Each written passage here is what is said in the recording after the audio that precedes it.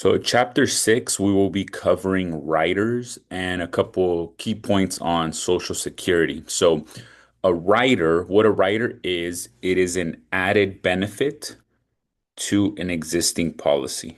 Okay, so added benefit or an added provision that is added on to an existing policy. So, for example, you have your life insurance policy, and then you can add a rider to it, which is just going to add more benefits to that policy. So, a couple of the main riders that we're going to go ahead and go through here. So, the first is what is known as a waiver of premium rider.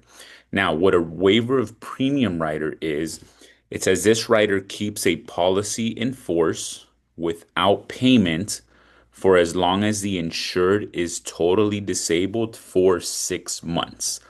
So, what a waiver of premium rider is going to do is it is going to waive the premium, meaning the insured isn't going to have to pay for the insurance anymore. The company is going to take over paying for it. Now, how does that happen?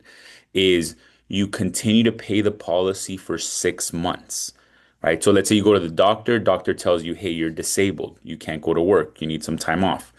You continue to pay your policy for 6 months.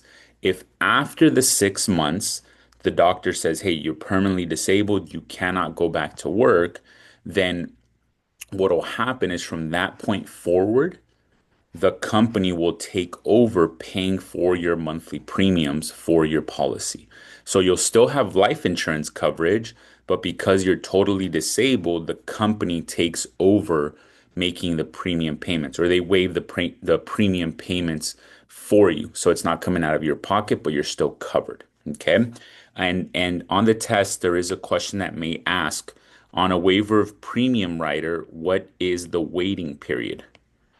And the waiting period for a waiver of premium rider is 6 months. Okay. So 6 months that you need to have, you need to keep paying for it. And then once you're permanently disabled, then they take over paying for it. So that is a 6 month waiting period. Okay. Now, next is what is known as the payer benefit rider. So each one of these words that we're going to go ahead and cover, these riders, on the test are going to show up and it's going to say rider right after it. So, for example, waiver of premium rider, payer benefit rider, accidental death rider, guaranteed insurability rider. Okay. But the payer benefit rider, what is that is on a child's policy, a juvenile policy is what they're called.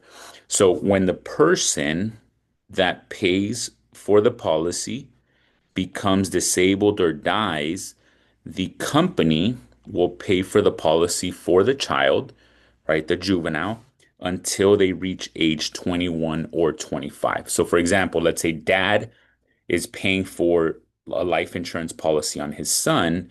Dad either becomes disabled or dies, the company is now going to take over paying for the policy. So, in other words, they're going to waive the premium, like waiver of premium, but they're going to pay for the policy for the child until the child turns age 21 or age 25.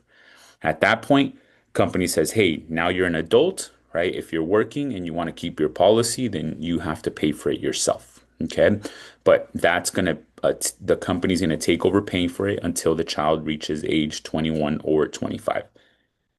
And this is only in a juvenile life insurance policy. Third is the accidental death rider. Okay. So on the test, you're going to see it written as accidental death rider. Okay. And what that is, it says when the insured dies because of an accident, they will receive even more money. So this rider is also known as the double indemnity rider. So double indemnity rider or triple indemnity rider. If you remember chapter one, I believe it is, the word indemnity is another word for reimbursement. Okay, so if you think double indemnity rider, just think double reimbursement rider. So what that means if the individual has, let's say, $100,000 of life insurance coverage, and they have a double indemnity rider added to that policy. That means that if they pass away in an accident, the company is going to pay out double. So instead of the 100,000, they're going to pay 200,000.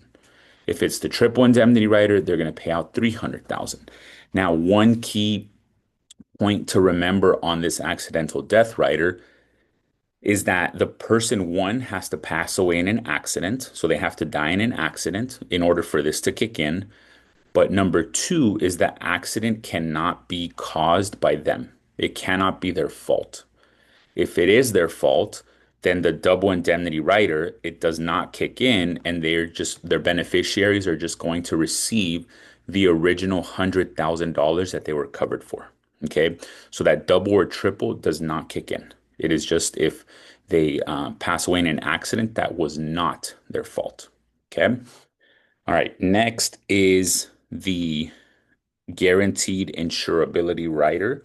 So the guaranteed insurability rider, it allows the insured the ability to purchase more coverage on their own life at certain specified ages or times without proof of insurability. So what that means is that the insured, the person that's being covered, they can obtain more life insurance coverage at certain specified ages or times without proof of insurability. So what that means is that they can add more life insurance coverage without having to show a blood and urine exam. Okay. So they're guaranteed insurable, right? Without any proof of insurability. And that is at certain ages and certain times. Now, next is the long-term care rider. So the long-term care rider, it says it pays a portion of the death benefit to take care of expenses for a nursing or convalescent home. So just think the long-term care rider is an added benefit that will take care of you long term, whether you're in a nursing home or whether the person's in a convalescent home. Okay. So it's to take care of those expenses for a nursing home or a convalescent home. So that means that while the person is still alive with this rider, they can take some of that death benefit money, which is whatever's on the rider, and put that towards a nursing home or a convalescent home. Now, there is a question that I've seen on the test that may pop up that has somewhere along the lines of how long must an agent do of continuing education when it comes to long-term care insurance? Okay, somewhere around those lines. So just remember long-term care, continuing education, how many hours? And that is 8 hours that they must complete. Okay, 8 hours that must be completed. All righty. Next is the accelerated death benefit. So the accelerated death benefit rider, it says when the insured is diagnosed with a terminal illness, the insurer will advance you a percentage of the coverage while you're still alive, also known as the living needs rider. So accelerated death benefit. Let's say, for example, I have $100,000 of life insurance coverage. I go to the doctor tells me that I have a terminal illness. They give me a certain amount of time before I pass away. I sent, that information to Primerica, and this accelerated death benefit can kick in, which means I can access a certain percentage, let's say 40% of my death benefit of the 100,000 while I'm still alive. So I can either look for better medical treatment, look for, just leave things paid off for the family or just do a family vacation before I pass. Then once I do pass away, that percentage that's left over is then given to the beneficiaries. So let's say I have 100,000, I take 40% of it, which is 40,000. That means 60% is still left, which is 60,000. That's what's going to be given to the beneficiaries. Now, there is a question on the test that I've seen pop up that asks, what does the accelerated death benefit do to the death benefit or due to what the beneficiaries will receive. And what it does is that it reduces the death benefit. Okay, it reduces the death benefit. Why? Because if I'm covered for 100, but I take out 40, that means there's only 60. So that original 100 that I was covered for, it's now reduced to 60, and 60 is what the beneficiaries are going to receive. Okay, so what does the accelerated death benefit do, or the living needs rider do? Is it reduces the death benefit paid out to the beneficiary. Okay, and then lastly on here is a return of premium rider. So a return of premium rider, it says constantly used with increasing term policies. If you die at a specified age, coverage and all premiums paid are refunded. Now, the most important thing that you need to remember about a return of premium rider or return of premium is that it is an increasing term policy. So from what I've seen, the examples that have been given is you'll typically see, the question, return of premium in it. The answer typically is increasing term or vice versa. They'll ask what is a type of increasing term policy, and that would be a return of premium. Okay, so just remember those go hand in hand together with each other. Now, continuing on benefits of Social Security. Okay. So here there's a couple. So in order for you to be considered insured, well, currently insured. So there's fully insured and there's currently insured. So let me just cover what credits mean. Okay. So in 1 year, there are 4 credits that you can earn, right? So by using your social security number. So if you work your job for a year, then you're going to receive 4 credits. Okay. Now, what that means is that just think there's 4 seasons in a year, right? So 4 credits. Okay. So in order for you to be considered what is known as currently insured under Social Security, you have to have 6 credits in the last 3 years. Okay. So, in order for you to be considered currently insured under Social Security, you have to have 6 credits in the last 3 years, have earned 6 credits in the last 3 years. So, what does that mean? Is that you worked your Social Security number for a year and a half within the last 3 years. Okay. Because in a year's 1 credit, so half a year is 2 credits, so 6 credits would be a year and a half. Now, to be considered fully insured, you have to have earned 40 credits. Okay, so to be fully insured under Social Security, you have to have a total of 40 credits. Now, if we know that in 1 year there's 4 credits, you just divide 40 credits by 4, that equals 10, right? So you should have at least worked 10 years to be considered fully insured. Now, they're not going to ask you that, like how to calculate that on the test. They're just going to ask whether fully insured is 40 credits, currently insured in the last 3 years is 6 credits, or you may see this one pop up, which I've seen randomly. They ask a question about Social Security benefits for someone that's age 27 years old. And how many credits do they need to have?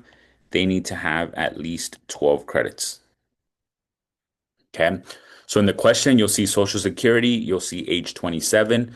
The answer will be 12. Okay. Because they need to have at least 12 credits.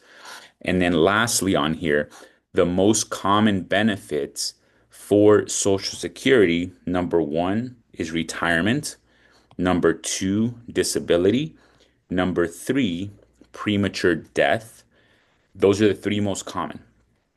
On the test, you may see a question that says, which of the following, or sorry, all of the following are most common benefits of retirement? Scratch that. Okay. Let me rewind. So, all of the following are most common benefits of Social Security except. Okay, so all of the following are most common benefits of Social Security except. You're gonna get A, retirement, B, disability, C, premature death, or D, poor investments. Okay, now the correct answer would be D. Why? Because Social Security is not going to pay out to an individual because they made poor investment choices. They will pay it out if you reach retirement. They will pay out if you're disabled and you're fully insured, or if you're fully insured and there's a premature death that takes place. But because you made poor investment choices, Social Security will not pay out due to that. Okay. So that is chapter six, which chapter six is writers and Social Security. So I know this is one of the shorter chapters, but you may get for sure at least you'll see four questions just from this chapter. So you want to make sure that you get these down just because it's not that many of them, that you get them down so that at least okay, those four I knocked them out, I got them good. Okay, I got them correct. So please make sure to just review this as many times as possible just to get familiar with the writers and how they work. Okay.